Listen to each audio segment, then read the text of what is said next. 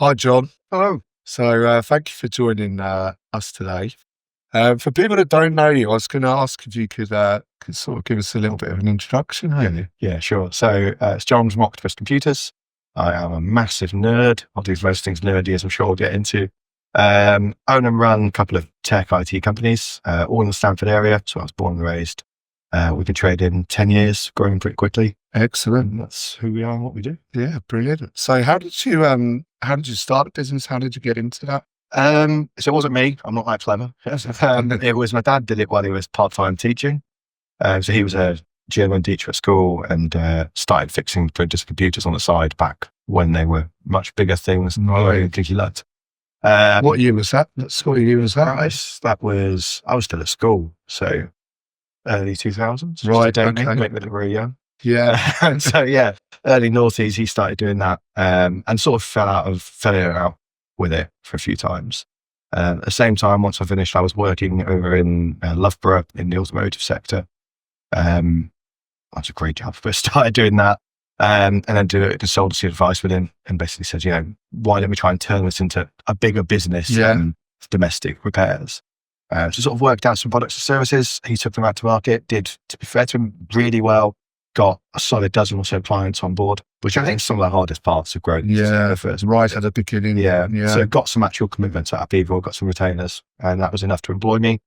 I moved over and the rest is history, I think. Brilliant. And did you have a real interest in it, and you were sort of helping your dad when you were very young as well? So I mean, I've always been nerdy in that sense. I wouldn't describe myself as very techie anymore compared to the guys involved with us.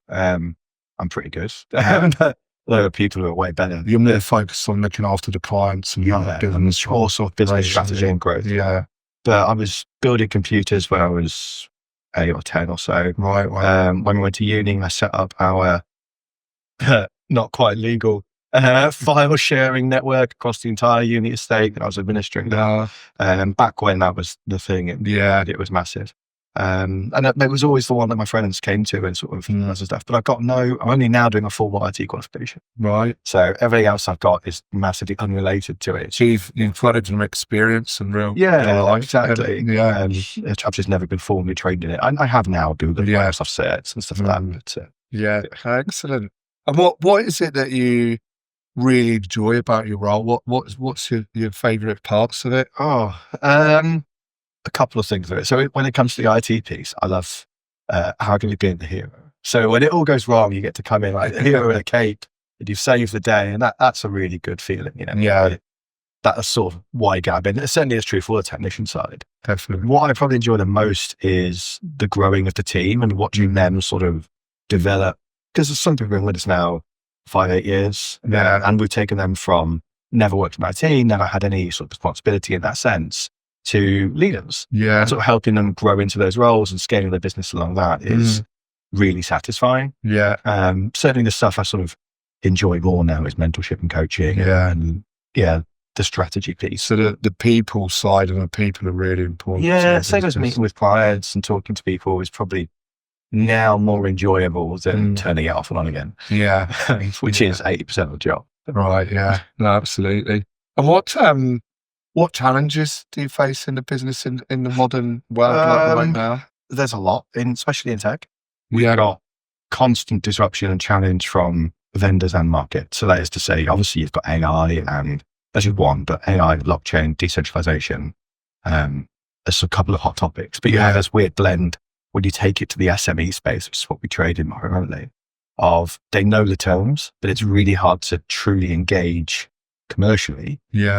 And find a use case for it. So we have to ride this line between cutting edge and practical. At the same time, we get a lot of challenges from vendors. So Microsoft, Google, both are frankly unpleasant to work with. So we have to do a lot of training, a lot of expectation management. What we do to mitigate it, if you want, is how we've always hired. So we don't hire highly technical people. We hire people who can communicate, hire people with like really good soft skills, and then train. Because I do think you can learn a lot of what we do. And we have to devote a lot of time to learning anyway. But if you think of like Microsoft, Google, the people you mentioned, and then you think of an SME business that's your target client, you're essentially bridging the gap between that and communicating and making sure that the SME can access those products and the benefits, but get them in a format that's actually viable and useful for them. Yeah, it's also a bit of curation, I suppose. We've got to sort of moderate this entire landscape. Different things. So even something simple like antivirus or endpoint detection, you just Google it, we'll find like 50 different hits. Trying to choose the right product that then plays well with all your other services gets really difficult. So we consolidate all of those into bundles, give people one point of contact, of course, they resolve it, and help them basically scale their business sensibly from an infrastructure perspective. It's the view that we take that most companies nowadays are digital companies or tech companies. They just don't realize it. Whether that's in manufacturing, marketing, finance, accountancy, none of them can function without infrastructure. I often say that it's now death, funeral, taxes, and IT. No, exactly. Pretty much. It's quite funny.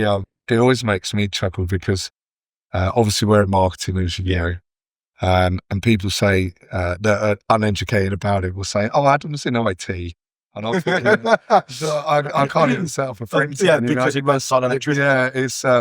It's completely different. So no, we need your services and we use you and you do a great job for us. And people assume that we're IT, but we're not. We're actually very different. The other way around. That SEO, AdWords, optimization, stuff where it's even got Google in the name. It's so out of our remit. We'll do, so we do web hosting because of technical web hosting. Where we're really good on DNS and infrastructure.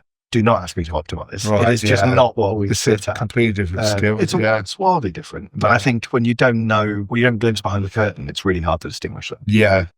Definitely. But having an expert to talk to across all these matters, just ask for help. Most people don't ask it. What would you like to say? No, absolutely. And what do you think makes you unique against your competitors? What's your key points of difference? It's double-edged. I would say that anyone still trading in IT is good. So it's really, I don't think anyone should sit there in our sector anymore and say, we've got great customer service. Like, of course you do. That's got to be a standard, right? Otherwise you wouldn't still be going. People get fed up with it. Absolutely. So what probably distinguishes us is our whole of market approach. So let's take Microsoft as an example. Almost every MSP, which we are, so managed service provider, will be a Microsoft 365 vendor. That comes about because they used to sell servers with Windows Server. That all sort of died a death. Everyone went serverless, which is great, by the way. And everyone moved to cloud and they all went to Microsoft 365. What that means, though, if you're an SME looking for IT, is you'll turn to your IT provider and say, what solution should I have for all my problems? And lo and behold, there's one solution. It's Microsoft 365. Where we stand differently is being this broader view. So as a 365 comparison, we'll also offer Google Workspace, and we're partnered with both. Which is really unusual because Google is a nightmare to work with. As I said, they're much harder than Microsoft, but there aren't many people who are actually taking both. We can offer full hybrid between those, as well as custom solutions through Linux, AWS, whatever. And that means that we're able to actually tailor solutions to clients' needs, as opposed to saying, I've got the solution, it's what we sell to everyone else. Obviously, absolutely. That makes our life a lot harder. While most MSPs are having to focus on learning one stack until then, but it means that people are getting something that works for them. It's why our client retentions are so good. It's why people like working with us. It just keeps it focused. So if I was an SME in the area, then your typical target client, like you said, you can really come up with the best solution absolutely for us individually. And we do like a consultation with people? Is that your normal approach? A typical process would be a soft conversation, buy me a coffee, I'll tell you. But effectively talk through the business, the journey, where you're going, your operations, which I think might stuck into process. And from there, we would normally offer a free IT audit. So that's when we would look at all your hardware, all your infrastructure, the way your current digital processes work, which are different to your operation. And then from those, we'll do a full report. And it will do everything from your vulnerabilities, your security. It's a lot of focus on that at the moment, as well as sort of what your solution looks like. And then obviously the end of that is a big reveal where we lift the curtain and say, ta-da, look at Microsoft 365. But no, it would normally be then, this is how we would move it. These are the solutions we recommend. And oftentimes it's actually a cost saving when people go through this. They don't realize perhaps how many services they've got that they haven't considered or what they could try dropping down to move into one place. we'll use Microsoft as an example. I know you're Google, but we'll use that as the primary example. It's got something like 40 apps within the base subscription. Wow. And most people use it for Outlook and Word. Yeah. So you've got this split between people end up paying for loads of different applications. Yeah. And they've already got them. They just don't have access sort of like the knowledge base to use it. So they could be paying for Zoom as an Zoom example. is a great use example. Teams or Google Meet. Yeah. Yeah. I mean, Google Meet is fantastic as a Zoom replacement. Gemini taking notes is sublime. Right. Not one of the only great uses for Gemini at the moment, frankly. But it will do live translation, live captioning, and note taking and similar timestamps. So if you were to do like what we've done internally, we moved all of our internal meetings to be on Teams. Right. Sorry, on Meet. All of our chats on Teams. Right. Because of the way we can order the different data. Brilliant. But it means when the notes are produced, we can search all of them. Yeah. So there's a huge amount of value that you'll give to an SME right up front before they've. I like it. So, yeah. I mean, the idea that we've taken is a very long-term business view. I do firmly believe if you help someone a little bit today, even if they're not in the right place to work with you, they will remember you and you will benefit from that in years to come. I think it's like business karma, perhaps, but the more that you actually give out and help someone, it only ever pays dividends. I completely agree. And I think that's why you got such a strong reputation in the area, because you're perceived and you are always willing to help and give people some advice and assistance. You do get that sort of give an inch, take a mile sometimes, where if we're very busy, so if we're doing a lot of onboardings or migrations, all of our nerds want to sort of go the extra mile, and that's really an easy thing to say. But when you're working a service desk with 100 tickets coming in, it can become quite a lot to keep exceeding it, especially when people creep out of scope. You must see our web and stuff, which just happens. Yeah. So we try our best, but sometimes we do have to put a line down, unfortunately. Absolutely. I'd like to think about that. You're right. No, definitely. And what excites you about the future of the business? Future of the business is definitely our growth trajectory. We've got some really scary plans. I always think for business, scary is good. We are branching into different services that we've never offered before. So we're taking out everything to do with telco this month, and we're not selling it at all. We're going to do 2-3 months of just intense learning, because that is everything from fiber connectivity to mobile phones to IoT, SIM cards, to all of it. So we've got to go again, another huge learning jump. That's really exciting. Mostly because it's good to sort of broaden our knowledge and offer better solutions to clients. At the moment, we're having to invite third parties from different places to sort of try and fill gaps that we couldn't cover. So that's a good one. We've completed an acquisition this month, which is really exciting. So looking to sort of continue that growth, for me, is really exciting. Yeah. And trying to educate more people about business is probably my personal sort of one where I go on that side. Yeah. Excellent. So you have got a lot going on there. Very, very fast moving, positive, projections going forward. Try to be, yeah. Yeah. So it's exciting time for you. Yeah, it seems it. The team are really on board with it. We're trying a lot of different marketing strategies. So we've got the whole team putting themselves out on LinkedIn. If you've seen it, I have that. Sorry. No. What we did, we went to, I'll tell you the story. We went to BizX with Action Go.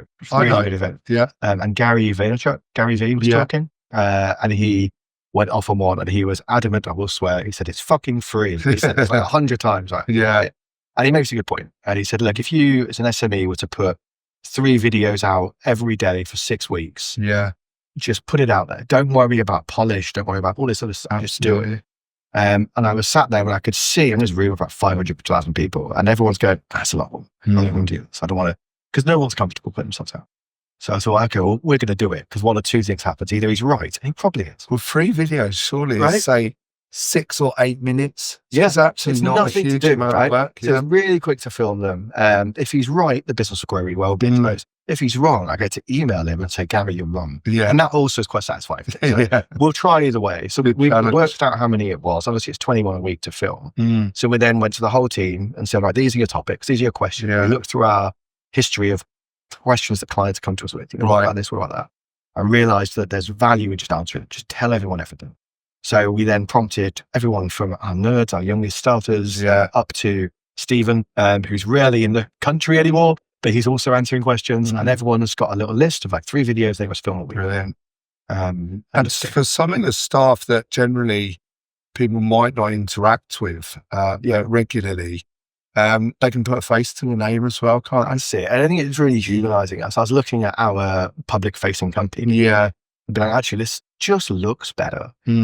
Because historically it was perhaps a stale blog post or occasional picture of me in some trees and be like, look, isn't that lovely? And it is. But it doesn't really show us in the right way. What I'd like to do is people to recognize the value we add in common sense and demystifying tech, because it's not complicated. It's just that it's different and it's changing. And also, I guess, answering some regular problems and dealing with some reoccurring things that might actually save you some phone calls coming in as well. We can't lose, right? If someone, honestly, if people turn it off again before they call us, and I know people say it all the time, but the amount of problems that fixes, you would not believe. We're training our little AI auto responses on tickets. That's coming up in the next 2 weeks. I'm hot and cold about it because I like us offering personal service. But effectively, our auto response that says thanks for your ticket is now going to say thanks for your ticket. Before we get to it, I will say our AI engine has read your ticket complaint. I think it might be this if you tried it. So that while people are waiting in a queue, because that's the nature of our sector, they're getting an answer they can try immediately. Also, that free up time so you can give improved service when you are doing more sophisticated work. And then it's all about that tiny, if you improve a tiny bit 100 ways, everyone's happier. Whereas if we were to focus all in on one thing, I think we'd be falling behind. No, absolutely. And tell me a bit more about your sort of personal goals and aims. Where are you as an individual? Hired. That's where I am. So at the moment, I'm training with my wife for 10K. I've run a marathon before, but I then got injured, sprained my feet twice, both feet. So that's like a full recovery, back to doing a run again. That'd be nice. Always working on my chess, always doing my hobbies and stuff.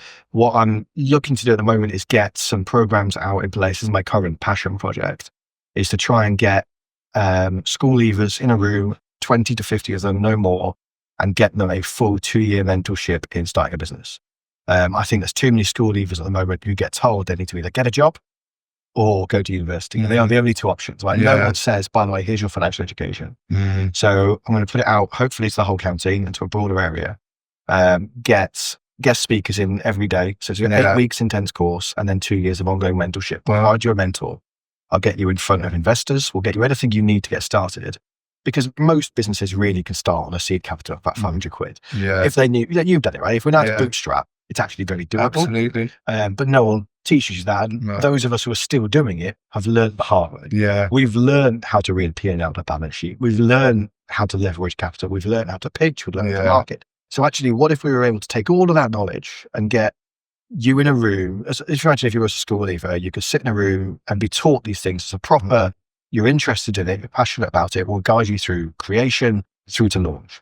Except every day, you'll also get a guest speaker from a different sector. So there'll be an accountant and a lawyer, and there'll be a marketeer, and there'll be a salesman, and there'll be a nerd, whatever it looks like, until you feel comfortable to go. I think that's a really soft and nice way of starting the business, as opposed to being thrown into the deep end. And with that, it's absolutely fantastic. You got the potential to change people's lives for the better, and giving them access to information that, like you say, where else would they go to get it? It's gatekeepered. I don't know the actual phrases, but it's guarded. It's not information that's freely available. And as much as there are books on the topic, to be a good book on business, you've got to have a very specific niche. So there isn't a generic, here's how you start a business template. And to be fair, there isn't anyway. And also that's, you can source books of it, like you said, but again, it's a very academic route. And as we know, a lot of people who run businesses might not be leaning towards that way. They might be more practical. So coming along and learning in that route. Especially people who are neurodivergent. I'm ADHD. My eldest son has, my youngest's ADHD, so autistic ADHD. And there's something like 15% of directors and MDs are ADHD, but it's only 5 or 7% of the population. So there's clearly a large tilt towards people who are divergent in that way and have that busy brain, and they don't want to focus in on one thing. They are natural leaders of business. Absolutely. But also they do not fit education. No. So they normally get into it by working their way up the ranks in a company because they've got too much energy. They don't want to sit there just doing a job. and they'll find themselves in this leadership position, and then they'll often do it on their own. Yeah. At which point they're relying only on the knowledge they gained from that one job. Yeah. Whereas if we were able to say, actually, this is well-being. This is some simple tips on well-being. And an hour from now, we're going to talk about productivity. Yeah. We're going to give you 20 different tools that might or might not work for you. You can try them. And if someone were to give you that level of intense learning, especially if you're focused, I think it's giving you the best start possible. Now, businesses still fail, right? There's no guaranteed success here. But I think especially if you're really young, it's much better to try it, get it out of your system. Try it again. Of it. Fail forwards, right? And like you will, I've had ideas that fail. I don't know if you have, but we've always tried things and that didn't work. Lots of experiences that are challenging and you learn from it. Exactly. If you get a good mentor and a good framework, you'll learn from it and then you can do it again better. Definitely. And I think like you were saying, the format that you're making it accessible in is much better for people. I think both of us, I'm sure, probably wished that we had somebody giving us that information before we began and fell over a couple of times. Right? Yeah. The other thing is I want it to be free. So it's going to be, do you want to pay to learn? I'll benefit because, let's be fair, I'm going to get ideally 50 new companies in the region. Yeah. That's amazing. If we actually were to build up the East Midlands, Stamford, Rutland area where every year 50 companies are starting and succeeding. And even better, every speaker who's come in the room, guess what? If an accountant came in, he's just picked up 15 new clients. Yeah. Right. So you end up with this natural organic growth. It's an ecosystem that's feeding itself. And it will hopefully drive people to stay in the region. Young people are often leaving over here. Yeah. A lot of jobs. Certain amount of houses are built like 2 a year. So all of these things come together, hopefully, to build out what we need for our business to grow. Yeah. So it should be self-serving. Absolutely amazing. So if I do it first. And the last thing I really wanted to sort of ask you, understand really, what are you hoping to get from this podcast? Obviously, we're pushing forward with it, and we're quite excited about it. But you as an individual, what are you hoping to get from it?